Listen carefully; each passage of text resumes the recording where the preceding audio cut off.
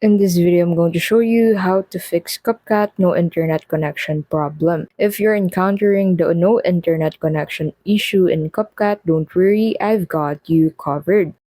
The first thing that you can do is to go ahead and check your internet connection. Head over to the Wi-Fi section. Now in here, you'll be able to check if your Wi-Fi has an internet connection. Now, if this doesn't fix the issue, you can try using a mobile data on accessing CapCut on your device. Now, if this doesn't work out, head over to the Play Store and search for CapCut. Now, what you'll need to do in here is to update CapCut. Outdated versions of CapCut may have trouble connecting to the internet due to changes in protocols or security measures. If you find an update button instead of an open button, go ahead and click on the update button to update the platform. And the last thing that you can do is to head over to the info of CapCut. To do this, go ahead and long press CapCut and click on I. In here, what you can do first is to clear cache and click on the uninstall button